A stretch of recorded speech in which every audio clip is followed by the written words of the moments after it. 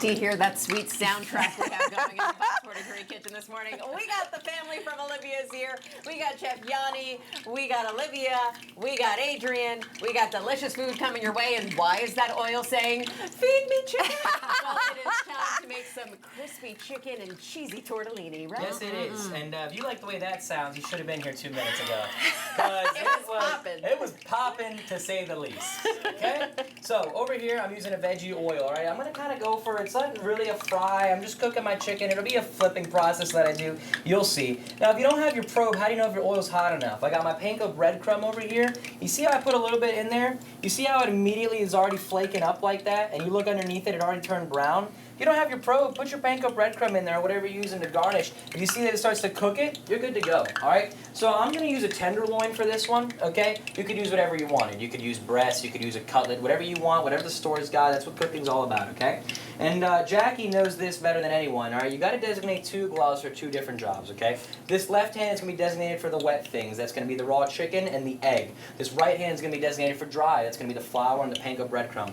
I've seasoned my flour with some salt, pepper, and some red pepper flake, a little bit of granulated onion, a little bit of granulated garlic. Kept it simple. Recipes on Fox, okay? I'm going to have a lot of flavor coming from my final sauce, all right? So I don't need to go crazy on my seasoning. So right hand dry, all right? I'm getting my tenderloins now covered in flour. I'm going to go for a little press, okay? This is called dredging your product. I want it to be completely on, all right? If you've ever tried to fry something at home and you put it in the fryer and you see that it goes separated, that's because you didn't dredge it. You didn't really force the flour or the panko to become part of your product, okay? So now it's been dredged in flour. Dry hand going to be picking up the dry, going into the wet, okay? We will now switch to the left hand, which will be my wet, okay? I'm going to get it covered the best I can, then I'm going to flip it. The liquid's always the easiest one. It usually absorbs it pretty quick. Then we're going into the panko. I'm going to go back to the dry. Okay, over the top. Great work, camera one. Good job, Justin. You're covering this perfectly. Okay, we're going to flip. I'm going to dredge. You see how you can see egg still? You don't want that. You want it to be completely covered in your final breading agent. Whatever you want to use. Panko breadcrumb. You know, if you want to get crazy, put some Cheetos on this thing, crush them up. Do whatever you want to do. That's the fun part. Always switch things up. I'm using a panko breadcrumb. Season that with a little bit of oregano, a little bit of garlic. And don't be shy. Get the good. The breading is the good stuff. Get that on Make it there. nice and crispy. Now, it's not completely covered. I told you I'm going to be going for a flip. So I'm going to let it get a beautiful color on one side. Liv, can I get a pair of tongs actually while we're waiting so we can do that flip?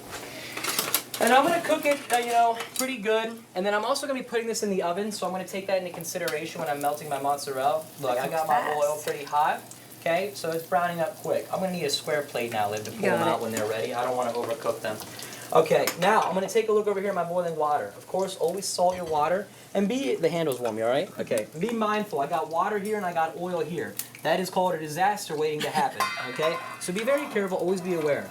I got a cheese stuffed tortellini for this dish that I'm going to be putting in here. Like any pasta, you're going to stir it around. These ones are going to probably take about 3 to 4 minutes. They go quick. But you're always just looking for that al dente, okay? Which is, it's not crunchy, but it's not, you know, baby food mush. It's right, sweet spot right in the middle, okay? So I got my cheese stuffed tortellini. I'm done with that one, Liv. Okay. I'm going to put a little bit more of these ones in here, okay?